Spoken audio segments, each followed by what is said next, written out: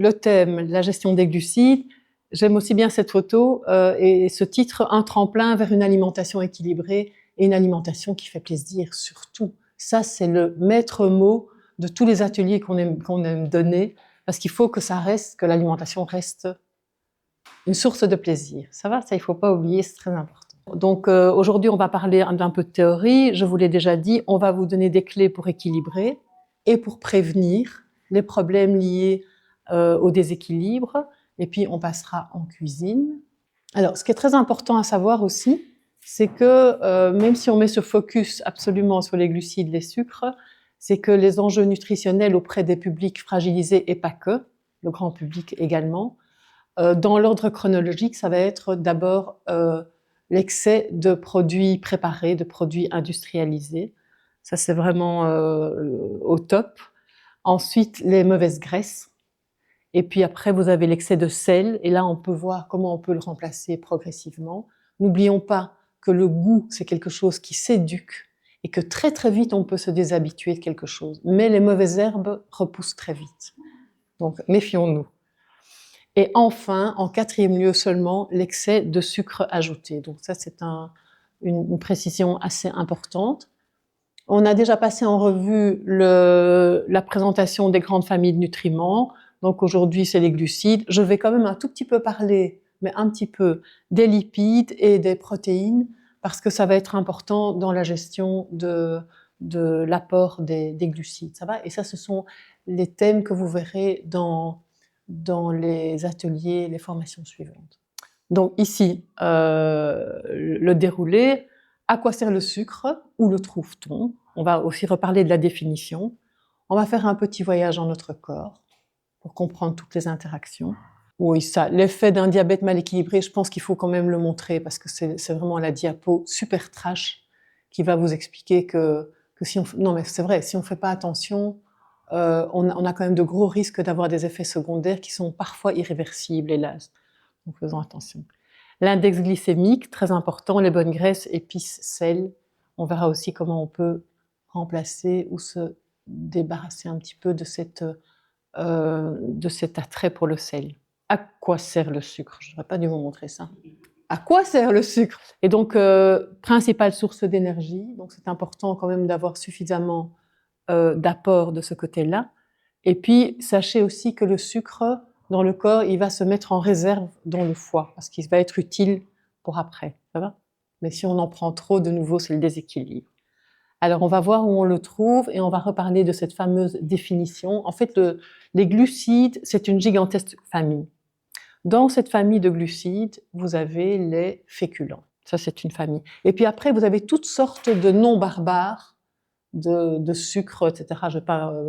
On va pas parler des détails de terminologie, mais tout ça, ce sont les sucres que vous allez retrouver soit dans les fruits, et tout ce qui est dans les produits laitiers, comme l'a dit Léo tout à l'heure, mais également tous les sucres très très raffinés. Ça va? Donc vous avez les glucides. Les glucides, c'est la famille. Ça qui est important de retenir, c'est la famille. Et dans les glucides, vous avez les féculents, et puis vous avez tous les autres sucres. Le fructose, le saccharose, le glucose, les combinaisons des deux, mais on n'a pas besoin de retenir ces noms un peu spécifiques, juste retenir que vous avez quand même les sucres, ce qu'on appelle les sucres lents et les sucres rapides, et ce que Olivia appelle très bien la fusée et le marathon. La fusée étant apport d'énergie très rapide, et puis chute de la glycémie, et le marathon, c'est une énergie qui va se diffuser dans votre corps, qui va vous donner de l'énergie à long terme. Ça va? Souvent, quand on rencontre des gens qui ont un diabète de type 2, moi, ça m'a frappé, ils disent ah, mais moi, je mange pas de sucre. Et puis, quand vous leur demandez ce qu'ils mangent, ils mangent beaucoup de féculents. Ils savent pas que dans le riz, les pommes de terre, pas tous, hein, le riz, les pommes de terre, donc ce nom générique est un peu confus, en fait. Donc c'est important aussi de pouvoir, quand vous êtes avec vos publics, de pouvoir leur parler, leur poser des questions et vraiment savoir s'ils ont bien compris ces interactions. Donc ici, vous avez les fameux féculents, donc tout ce qui est céréales, les farines, mais également vous avez un petit peu de féculents dans les lentilles corail, là, dans les pois, les haricots verts, etc., le sarrasin, les pâtes, enfin ça, ce sont des produits déjà transformés, ce sont des farines. Tous les féculents, les pommes de terre, les tubercules, la patate douce, d'accord? Tout ça, ça fait partie des féculents, l'avoine, les céréales.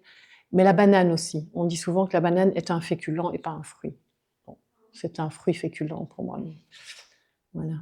Alors après, vous avez aussi évidemment en proportions diverses et moindres, vous avez des sucres bien sûr dans les fruits, mais aussi également un petit peu dans les légumes. Ça va? Ce qui peut être intéressant parce qu'alors on a cet apport bénéfique avec les vitamines et en outre on a de la satiété. Dans un potimarron, vous avez un petit peu de glucides, mais pas beaucoup, mais ça tient au corps, quoi, parce que c'est un légume qui est assez chargé en chair. Voilà, ça va jusque-là? Et enfin, vous avez évidemment la famille du sucre de betterave industriel, le sucre hyper raffiné, euh, qui sert évidemment à fabriquer pour les industriels tout ce qui est confiserie, pâtisserie, biscuits, etc. Il faut aussi bien s'informer sur les qualités de sucre.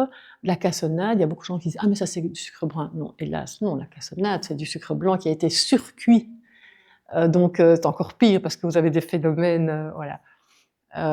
Donc le miel c'est un excellent sucre, mais ça reste du sucre, il a plein de minéraux, il va travailler sur votre immunité, mais donc ne pas confondre. Hein. On entend souvent des gens qui disent « Ah mais moi j'ai fait mon gâteau, il n'y a que du sucre de canne et du miel ». Et du coup ils se disent « C'est bon », mais voilà, ce sont des informations intéressantes. Retenez que le sucre blanc, mais tout le monde le sait, ça c'est vraiment des calories vides qui vont créer beaucoup de déséquilibres dans l'organisme, dont de l'inflammation. Et alors dans les produits laitiers, là en proportion variée, hein, mais le plus ça va être dans le lait. Et puis en plus le lait, on ne boit pas 5 centilitres, hein, on en prend un peu plus. Dans le lait et dans les yaourts, fromage à pâte molle et fromage. Au plus votre fromage est vieux, au moins vous aurez de sucre et au moins vous aurez de lactose aussi. Maintenant, on va entrer dans notre corps. Donc, je prends un exemple. Hein. Je mange une grappe de raisin. Oui, on m'a dit que je devais manger des fruits. Je mange une grappe de raisin. Ok, je mange une grappe de raisin. Directement, dès que c'est dans ma bouche, il y a mon cerveau qui va envoyer un message à mon pancréas, qui est une glande qui se trouve ici, et qui a pour fonction de libérer des enzymes, mais aussi l'hormone qui est l'insuline. Donc dès que je mange, l'insuline va automatiquement se libérer et elle va entrer dans le corps. Et en fait, cette insuline, ça va être la clé pour faire passer le sucre qui arrive dans mon sang, le faire passer là où il doit aller, c'est-à-dire dans mes muscles, cerveau, etc. Donc ça, c'est important. Et ça se régule automatiquement, chez tout le monde. Je mange, mon taux de sucre monte, hop, ça monte, ok, ça redescend grâce à l'insuline qui arrive. Jusque-là, c'est assez facile. En plus, l'insuline est censée stocker le sucre pour l'utiliser comme énergie de réserve pour les muscles, le cœur et le cerveau. Voilà. Le pancréas est ici, il se trouve juste ici, cette petite queue-là. Voilà. Alors, je reprends mon exemple de ma grappe de raisin. Je mange ma grappe de raisin, je libère de l'insuline, mon taux de sucre monte, mais comme c'est du raisin, c'est très sucré. Si je mange ça le matin à jeun, en plus, on a une autre interaction le matin. Mon taux de sucre va monter, il va monter quand même assez fort, jusqu'à ce que l'insuline agisse, et du coup mon taux de sucre va descendre, et peut-être qu'il risque de descendre un petit peu trop bas parce qu'il y a eu beaucoup d'insuline. Et si je suis déjà un petit peu en déséquilibre, ça risque quand même de faire un petit peu de grabuge, mais jusque-là ça va. Si au contraire je prends ma grappe de raisin avec une poignée d'amandes, et dans les amandes il y a des protéines, il y a des graisses et il y a des fibres, donc j'ai mes trois aliments clés qui vont permettre une meilleure absorption, régulation de ma glycémie. Eh bien, ma grappe de raisin avec une poignée d'amandes, ça va me donner ça. Donc le but de toute l'opération, c'est toujours essayer de faire des collines et pas des montagnes. Voilà. Mais on peut se permettre quelques montagnes de temps en temps. Hein. Donc l'insuline, voilà, ça c'est le petit truc facile. L'insuline, on a le glucose parce que ça se transforme en glucose dans le sang. C'est pour ça qu'on appelle ça glucose. L'insuline est la clé qui va faire fonctionner la machine. Si au contraire le taux de sucre, parce qu'on n'a pas d'insuline, donc diabétique, reste dans le sang, il reste trop élevé. Vous n'avez pas suffisamment d'énergie pour alimenter vos organes. Vous êtes fatigué, et puis un taux de sucre dans le sang, ça peut provoquer beaucoup d'effets délétères, dont de l'acétone, enfin voilà. Donc qu'est-ce qui se passe si je n'ai pas assez d'insuline ou trop peu? Le corps n'utilise pas bien cette insuline ou en produit trop. C'est une résistance à l'insuline, et on a énormément de gens qui ont de la résistance à l'insuline aujourd'hui, entre autres à cause d'une alimentation pas du tout équilibrée. La graisse dans le ventre, par exemple, on a réalisé qu'il y a des femmes qui prennent de la graisse ici et elles ont le ventre tout plat. Génial, tant mieux pour elles, parce que, par exemple, moi, quand je grossis, c'est toujours là, ouf, le ventre. Ok, la graisse du ventre, elle est pro-inflammatoire et elle peut générer à terme d'autres soucis. Donc la résistance à l'insuline, c'est un grand thème de santé pour le moment. Le taux de sucre donc va être trop élevé, donc il faut faire quelque chose, quoi. Et on va voir comment on peut faire pour agir en prévention. Alors il y a un risque de développer un diabète, même sans être diabétique. Une glycémie trop élevée est néfaste. Ça va? Il faut juste savoir ça. Je vais revenir à notre schéma ici, parce que c'est vraiment important que ça entre dans nos têtes. Est-ce que quelqu'un a envie de me donner un exemple? Pourquoi est-ce que je me retrouverais comme ça? Qu'est-ce que ça veut dire en fait, ces montagnes russes là?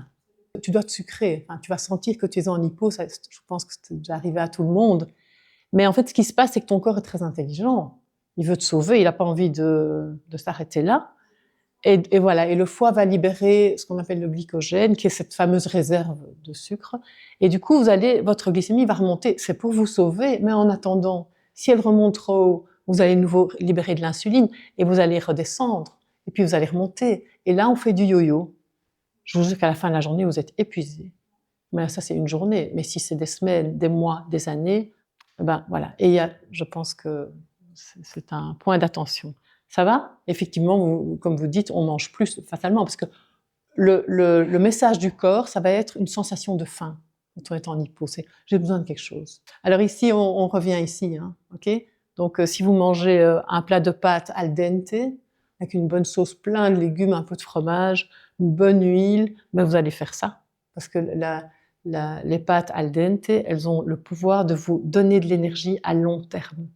Au lieu de vous donner de l'énergie comme ça va être une baguette de pain blanc avec de la confiture, ça va être des pâtes al dente. Voilà, donc encore un petit schéma pour bien expliquer que vous avez le glucose, vous avez l'énergie, et pour que cette énergie fonctionne et vienne dans les muscles, etc., ben, il faut une petite burette avec de l'huile, et ça va être notre insuline. Mais quand il ne produit plus d'insuline, c'est le diabète de type 1 que j'ai. Quand le pancréas ne produit pas assez d'insuline, c'est le type 2, qui est hélas aussi une maladie de civilisation. Il y a bien des prévalences dans certaines populations. Et ça, c'est la dia super chouette que je vous avais promise. C'est en anglais, donc je vais traduire. Donc ça, c'est en cas d'hyperglycémie prolongée, on va dire plutôt chez les diabétiques. Alors, ça va attaquer évidemment tout votre système nerveux, le système circulatoire. Mais c'est vraiment à terme, ça ne vient pas en 3 mois, je vous rassure tout de suite. Ben, il y a des gens qui deviennent aveugles parce que les mini-vaisseaux dans les yeux finissent par se nécroser et on peut perdre la vue. Problème de rein, évidemment, parce que les reins, ils bossent pas mal. Problème nerveux, on ne sent plus bien les extrémités. Beaucoup de gens qui ont des soucis aux pieds parce qu'ils ne sentent plus leurs orteils, ils se blessent, ils ne vérifient pas, il peut y avoir des nécroses, etc. Évidemment, problème cardiovasculaire, problème de cœur, et donc, ça je viens de le dire, la circulation dans les bras et les jambes. Donc c'est quand même un point d'attention, garder la vigilance. Donc si vous voulez arriver à cette colline au lieu d'être tout le temps dans la montagne, sachez que le sport, il n'y a pas mieux pour réguler ça. Le sport couplé évidemment à une assiette équilibrée. Ça va? Donc un sport intense, ça ne veut pas dire aller faire du shopping avec sa copine et marcher comme ça. Ça, c'est pas du sport intense. Sport intense, c'est vraiment, vous devez sentir que votre fréquence cardiaque augmente, vous devez être encore capable de parler, parce que sinon vous passez dans un autre stade. de la natation idéale, du vélo, de la danse, de la marche rapide. Tout le monde, enfin, tant qu'on a des jambes qui fonctionnent, tout le monde peut faire de la marche rapide, si possible 3 fois par semaine. Et alors, ce qui est très intéressant, alors ici on dit 30 minutes d'exercice par jour peut réduire de 40% un risque de développer un diabète de type 2, et ça monte même à 50% quand on fait super attention à ce qu'on mange. C'est quand même une bonne nouvelle, ça, hein. Évidemment, la cigarette, le tabac n'aide pas. Et alors, ce qui est très important, et on le verra après sur d'autres exemples, faire un exercice physique juste après un repas, ça, c'est un shot d'insuline en plus, quoi. C'est vraiment, ça permet vraiment de réguler votre glycémie. Ça va? Donc, si vous avez fait un repas un petit peu bombance, ou que vous êtes autorisé un peu plus de glucides ou de sucre que d'habitude, sachez que si vous faites même un quart d'heure de marche rapide après, ça va vous aider. Donc, le duo gagnant, alimentation saine, activité physique. Alors, évidemment, l'activité physique, ici, on parle que des glucides, de nouveau, et de la glycémie. Mais c'est bon pour tout, hein. C'est vraiment bon pour tout. Ça va vous permettre de garder votre souplesse avec l'âge, ça va travailler sur votre foie, enfin, tout le système a besoin. On n'est pas arrivé sur Terre pour rester assis sur une chaise. Je vous montre cette super slide ici, l'exercice. Donc vous allez chez votre médecin, vous demandez une prescription de ce produit qui s'appelle exercice. Réduction du risque d'accident cardiaque, cancer du sein, cancer de l'intestin, diabète, risque de développer le diabète, réduction de la tension artérielle, risque de chute, maintien de la santé osseuse, très important, chez les hommes et les femmes ménopausées, patients en meilleure santé, plus heureux. Voilà. 1h30 par semaine minimum, mais intensif. Et ça peut être progressif. Ne vous mettez pas non plus un programme trop chargé. Bon, ça, c'est l'assiette équilibrée, plus ou moins. On l'a déjà vu la fois passée, mais c'est jamais mauvais de la remontrer. Faites la part belle aux légumes. Je ne sais pas si certaines d'entre vous se souviennent, enfin, pour les moins jeunes, avant, quand on allait au resto, le chef, il disait viande ou poisson. C'était souvent ça. C'était ça qui trônait sur l'assiette, viande ou poisson. Puis les légumes, c'était 3 rondelles de carottes. On va voir l'index glycémique. Vous savez ce que c'est? J'ai entendu quelqu'un en parler, 2 personnes en parlaient tout à l'heure. Donc c'est la capacité d'un aliment ou d'une assiette, mais on va parler de l'aliment ici, la capacité d'un aliment à faire monter la glycémie. Ok? Et c'est là l'intérêt des associations.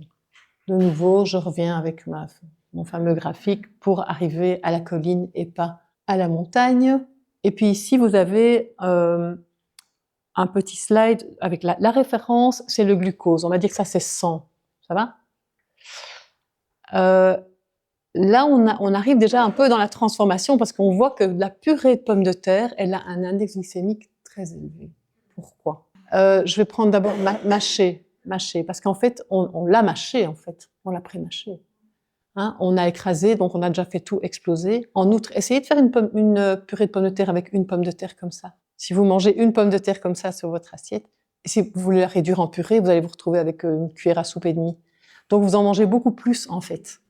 Et effectivement, le fait de la passer en purée, ça va la rendre hyper digeste, enfin le sucre va être tout de suite assimilé. C'est un petit peu comme du maïs que vous mangez sur une carotte ou des cornflakes. Cornflakes, c'est explosé, c'est extrudé. Et c'est pur sucre, en fait. Cornflakes, c'est 80%. Donc, ce qui est liquide, etc. Donc, moi, pour me resucrer, je vais prendre un jus. Si je suis en hypo, je vais prendre un jus parce que ça va passer très, très vite. Alors, le riz blanc, le pain blanc, c'est assez élevé. Retenez juste que le riz basmati, qui est blanc, a un sucre différent et il est un petit peu moins, l'index glycémique est plus bas. Les pâtes al dente, et alors lentilles et carottes crues. Voilà, c'est un petit peu, c'est bien, c'est une jolie petite colline. Alors ici, vous allez voir en détail les ingrédients, c'est pas très clair, mais je vais vous les lire. Hein. Donc ici, dans les index glycémiques faibles, vous avez tout ce qui est légumineuse. Alors tout ce qui est évidemment les noix, les cacahuètes, les amandes. Vous savez que dans les cacahuètes, il y a énormément de protéines. Il y a 25% de protéines dans les cacahuètes, donc c'est un ingrédient intéressant. Du moment que vous preniez des cacahuètes non salées ou de la purée de cacahuètes non salées, parce que sinon, voilà. amandes, etc. Le quinoa, ça c'est le champion de l'index glycémique bas. Le riz complet. Alors le chocolat très noir, comme il est déjà gras et qu'on va pas manger non plus 50 grammes de chocolat, c'est un index glycémique bas. Et en outre, le chocolat a d'énormes qualités et bienfaits sur la santé. J'ai encore lu tout un article hier, je me suis dit, allez, je m'y remets. Tellement, mais du chocolat noir, 80% minimum si possible. Et évidemment, dans les fruits, vous avez aussi, en proportion variée, index glycémique faible. La banane, par exemple, c'est un index glycémique assez faible si elle n'est pas trop mûre, parce qu'elle va vous donner, vous voyez, si vous regardez parfois des matchs de tennis, vous voyez qu'ils ont tous leur banane, et quand ils changent de set, là, enfin quand ils passent de l'autre côté du filet, ils passent et ils mangent un petit peu de banane, ça leur donne de l'énergie sur le long terme. Alors ici, le moyen, c'est les... Qu'est-ce que je vois là? Pâte complète. Ok, pâte complète, index glycémique moyen. Riz blanc, si vous l'associez bien, ça peut être moyen, mais il faut bien l'associer. Le pain complet, tout ce qui est complet. L'avoine, flocons d'avoine. Coulis de tomates. Confiture. Bon, confiture, c'est parce qu'on la mange pas toute seule, mais si vous mangez 4 cuillères à soupe de confiture, ça devient un index glycémique élevé. Après, on peut préparer des confitures avec très peu de sucre et de l'agar-agar, et ça, c'est pas du tout sucré, du coup. Voilà, alors ici, vous avez d'autres fruits. Et alors, dans l'index glycémique élevé, je passe de l'autre côté, les pâtes blanches, les galettes de riz. De nouveau, c'est le même principe que les flocons, que les cornflakes dont j'ai parlé. C'est riz soufflé. Et alors, c'est tellement léger qu'on en mange 3-4. Et au fait, c'est peut-être pas tellement le bon plan. Ou alors, vous l'associez, vous mettez de la purée de cacahuètes dessus. Raisins secs. Ah oui, ça c'est important. Ce sont des fruits, mais tous les fruits secs, enfin les fruits séchés, déshydratés, fatalement ils contiennent plus de sucre puisqu'il y a plus d'humidité. Donc pensez-y quand vous mangez les raisins secs. Moi je trouve que c'est pas toujours le bon plan parce que ça c'est vraiment très sucré. Quand vous mangez des fruits déshydratés, pensez-y, il y a beaucoup de sucre dedans, donc on y va mollo et on l'associe. Le pain blanc, le pain de mie, ah oui, tout ce qui est sandwich mou, etc. Ça c'est un index glycémique très élevé, il faut faire attention. Ça doit rester vraiment l'exception.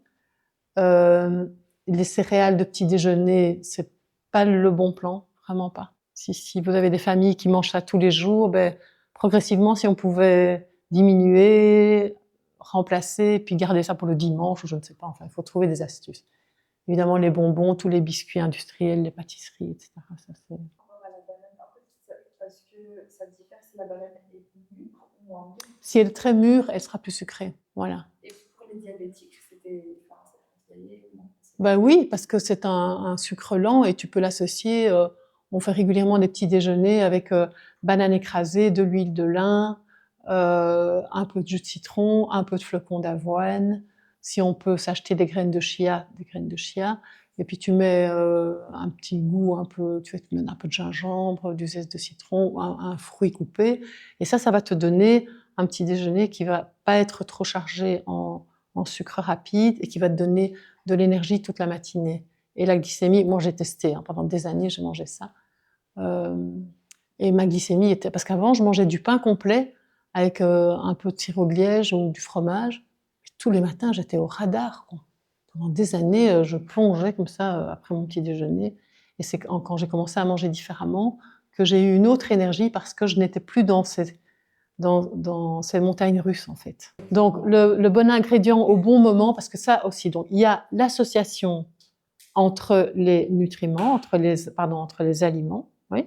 Donc on a bien vu, un glucide ou un sucre avec quoi on peut l'associer pour faire baisser, pour réguler un glucide ou un sucre quand on a quelque chose de très chargé en sucre à index glycémique élevé. Avec quoi est-ce que je vais l'associer pour diminuer, pour arriver à ma colline? Des lipides, des fibres et ou des protéines. Ce sont les trois qui vont vous aider à réguler la glycémie. Mais retenez peut-être l'exemple aussi que j'ai donné au début avec la grappe de raisin et les amandes, parce que comme je vous rappelle, dans les amandes, il y a et des protéines, et des graisses, et des fibres. Et donc, si vous gardez cet exemple en tête, ça vous permettra de vous poser la question quand vous mangez un plat trop riche en glucides et en sucre. Qu'est-ce que je peux faire? Protéines, fibres, lipides. OK? Vous ne devez pas tout mettre, hein, vous ne pouvez pas mettre les 3. Mais déjà, idéalement, activité physique juste après. Et le moment idéal pour manger du sucre, alors faites-vous plaisir, c'est à 4 heures ou après le repas, à midi, idéalement à midi, pas le soir. Alors pourquoi à 4 heures? Parce que, bon, c'est un petit peu technique, mais vous savez qu'on est bourré d'hormones et de sécrétions diverses. Et en fait, on va sécréter un acide aminé à 4 heures qui va nous permettre de mieux dormir le soir. C'est pas parce que vous mangez un gâteau à 4 heures que vous allez vous endormir à 4h30. Hein. C'est pas ça que j'ai dit. C'est juste qu'il y en a un qui va permettre de mieux dormir. Donc 4 heures, c'est pas mal, mais c'est pas pour autant qu'il faut manger que du sucre. Faites la bonne combinaison. Okay? Alors, ce qui est bien aussi, c'est de prendre en fin de repas, si vous digérez, parce que les fruits se digèrent assez vite. Donc, en fin de repas, plutôt alors un fruit cuit, une pomme au four, une poire cuite ou quelque chose comme ça, mais si vous digérez bien, il n'y a pas de problème. Et dans tous les cas, attention le matin, petit déjeuner. On a un effet le matin, le corps s'apprête à commencer la journée, et d'office, il fait monter la glycémie pour vous donner de l'énergie. Mais si là-dessus vous ajoutez un bol de cornflakes, un jus d'orange, un fruit en boîte ou je sais pas quoi, ou un fruit même très sucré, c'est une catastrophe, quoi. Vous allez vous retrouver tout de suite au zénith. Et si possible, bouger après le repas. Maintenant, on va voir quelques exemples très pratiques. Ok, donc ici c'était ton ananas tout à l'heure. Hein, donc tu vas manger 2 belles tranches d'ananas, c'est délicieux. Ça a plein de bonnes propriétés. Hein, l'ananas, ici on parle, je rappelle, hein, faut pas, je fustige pas du tout tous ces aliments, mais on parle des glucides et du sucre. Ok. Et donc mon taux de sucre va monter. Ça c'est la montagne. Hein, c'est la montagne. Okay. Voilà, c'est à jeun, pardon, oui, à jeun. Entre les repas, mais à jeun. Ici, je fais la même chose, mais je le prends comme dessert. Et voilà, regardez, je me retrouve ici, petite colline et une petite chute de sucre. Et voilà. Donc ça, c'est aussi quelque chose de gagnant. Ici, vous avez des spaghettis sans rien. Enfin, j'espère qu'il y a quelque chose dessus, mais disons sans rien. Et ici, vous prenez d'abord une salade avec un peu de vinaigre, de l'huile, et puis vous prenez vos spaghettis et regardez la différence. Ici, vous allez monter et redescendre assez lentement, tandis qu'ici, vous montez beaucoup moins haut. Vous voyez ici, hein, la limite, le rouge, c'est pas trop bon, quoi. C'est un peu trop haut, ça. Donc ici, vous allez grimper dans les bonnes limites, et puis votre sucre va descendre. C'est juste une question d'absorption au niveau de l'intestin. Ici, vous avez de nouveau une poire avec du pindacat, enfin de la purée de cacahuètes. Parfait. La poire, c'est la même poire, mais bien mûre, délicieuse, juteuse, toute seule. Ben, ça fait un peu trop monter le sucre. Encore ici, une préparation de riz avec des tas de légumes, etc. Et la même chose avec du sport juste après. Parce que le problème, c'est que si vous allez manger à l'extérieur, vous allez avoir beaucoup plus de riz que le reste, parce que c'est pas cher. C'est toujours la même chose. Donc chez vous, si c'est possible, il faut manger des féculents, on est tous d'accord, c'est un besoin essentiel pour l'organisme, mais il faut éviter d'en manger trop. Dans certaines cultures, qu'est-ce qu'on fait? On vous sert des pâtes et il y a toujours du pain à table. Et les Français, ils mangent aussi toujours du pain avec leur plat, alors qu'il y a déjà des féculents. Comme le déséquilibre au niveau de la glycémie peut provoquer beaucoup d'inflammation, enfin vient de l'inflammation, mais peut aussi en provoquer, on va essayer quand même de réguler un petit peu nos graisses. Retenez quand même que chaque cellule, chacune des milliards de cellules qu'on a dans notre corps, est entourée d'une membrane. Et le but de cette cellule, c'est une petite usine. Hein. Et le but, c'est qu'elle communique à l'extérieur. Hein. Une usine, elle n'est pas toute seule. Hein. Qu'elle communique à l'extérieur. Et si on n'a pas les bonnes graisses pour lisser cette membrane, pour nourrir cette membrane, on ne peut pas communiquer à l'extérieur. Donc la graisse et les oméga 3 en particulier sont absolument indispensables pour la santé de nos cellules. Très important. Voilà, inflammation. Pour lutter contre l'inflammation, et l'inflammation, c'est pas que le diabète, on a tous un peu d'inflammation. Toutes les maladies qui terminent par it, tendinite, bronchite, cystite, it, c'est de l'inflammation.